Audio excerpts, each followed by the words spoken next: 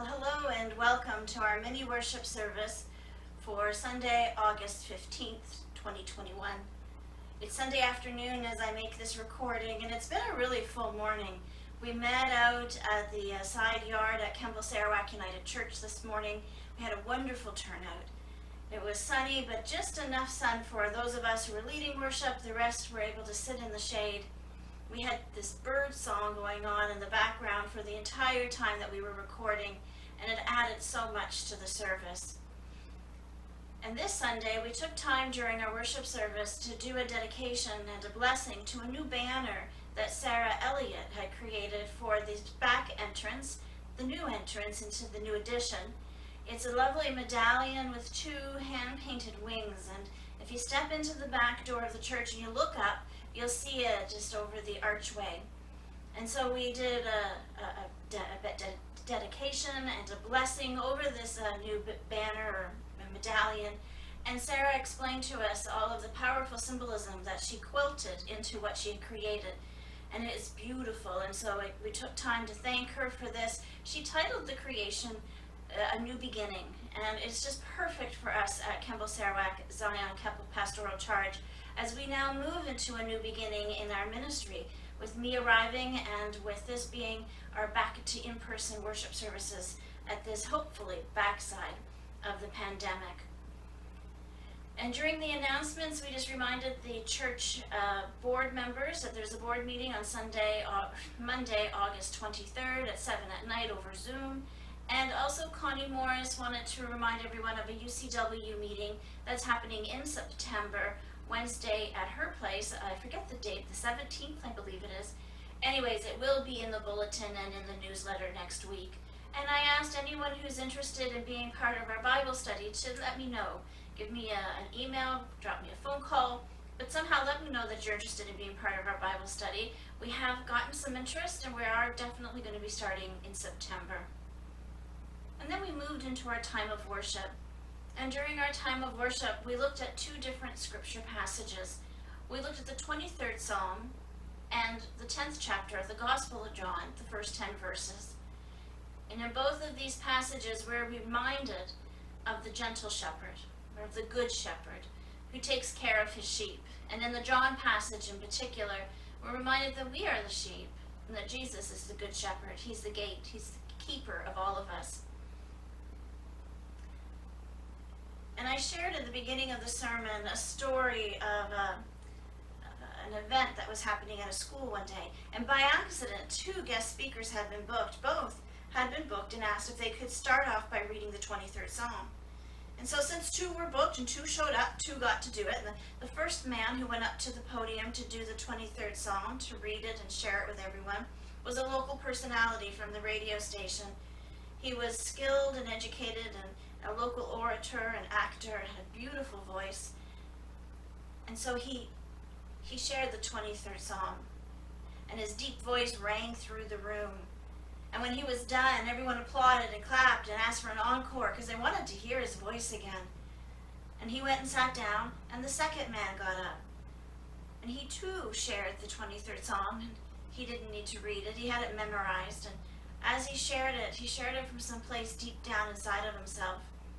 And when he was done, there were no applause. There were no hollers for encore. Instead, everyone had been moved to this deep spiritual place, when deep calls to deep.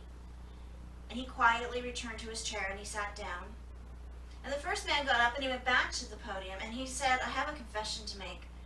I want you to understand what just happened here. See, I confess that I have the 23rd Psalm memorized. But my friend here, he knows the shepherd. And that makes all the difference. And it does make all of the difference knowing the shepherd. Now I recall earlier in my life the idea that I was a mere sheep and God, or Jesus as an extension of God, was the shepherd who watched over me and took care of me and looked over my protection, that it comforted me and helped carry me through some difficult times. But then life happened. I reached my mid-50s and there was cancer arrived. I had all three of my best friends have died of cancer at this stage. In fact, 1 year to the day that my second friend passed away. 1 day, exactly a year later, on the date of her death, I was at the burial and the funeral service for my third friend. All died of cancer, all way too soon. And then there was COVID and this crazy pandemic that has taken over the globe. And just when we think we've kind of got it figured out, all these variants come out. And there's so many countries that can't afford the vaccines, and there's so much heartache, so much death, so much that we don't understand. And I ask myself, where is the Good Shepherd in all of that? And also, I learned that the bullies sometimes win. With their lies and smear campaigns, I learned that the structures that are put in place by well-meaning and intelligent individuals to help guard and bring justice can be manipulated and can be used as weapons against the good. I learned that sometimes the truth isn't even sought out, or if it is spoken, it's not believed, while lies, gossip, and posturing make the headlines. Where is the Good Shepherd in all of that? I once sat with a cancer patient who reasoned that all of her troubles happened because God blinked. You see, the idea that a good shepherd would see all these terrible things that were about to happen and didn't step in and stop it was too much for her. So instead, she reconciled that sometimes God blinks, and in that split second, just about anything can happen. Well, I do know the Good Shepherd, and I am convinced that God exists. I have experienced too much to deny the existence of God, and I know that there is life beyond this life without a shade of a doubt. You see, as a chaplain, as a minister, and as just a fellow sojourner here on the earth, I have seen, felt, and experienced enough to know with certainty that there is so much more going on than we could ever imagine. So what do you do with that? What do you do when you know without a doubt that there is this great shepherd, this good shepherd, and yet there are still occurrences of horribly cruel and destructive events? Well, for me, it melts down to what is written in Isaiah 55, verses 8 to 9. For my thoughts are not your thoughts, neither are your ways my ways, declares the Lord.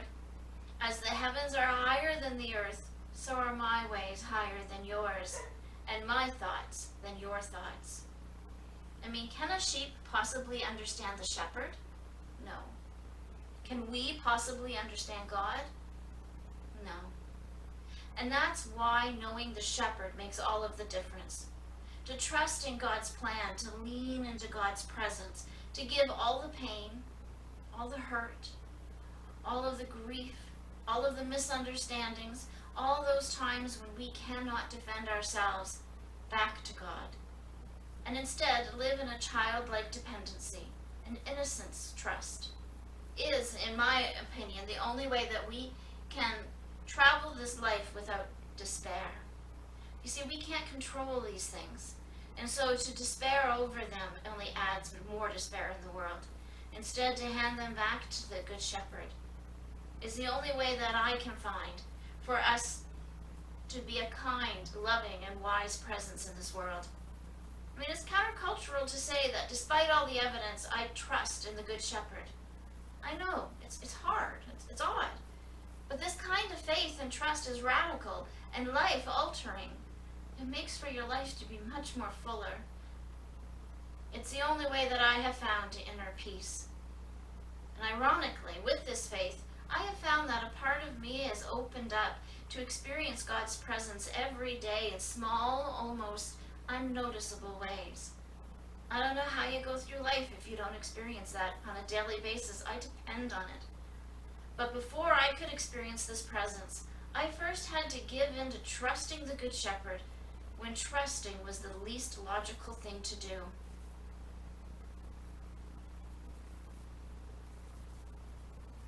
And so, I hope that as you go through life, all the trials, all the heartache, all the hardship, deepens your faith and deepens your trust in the Good Shepherd, and that you too will start to be drawn closer and more into this crazy kind of unexplainable love. And as you go off into your week, may you go knowing that you do not travel alone, and may you go knowing that there's a place of belonging with you right there between you and God. And may you consider joining us for worship next Sunday, 10:30, August 22nd, at the side lawn at Kemble-Sarawak Church. And if it's raining, well, then we'll move into the sanctuary. And may you have a great week.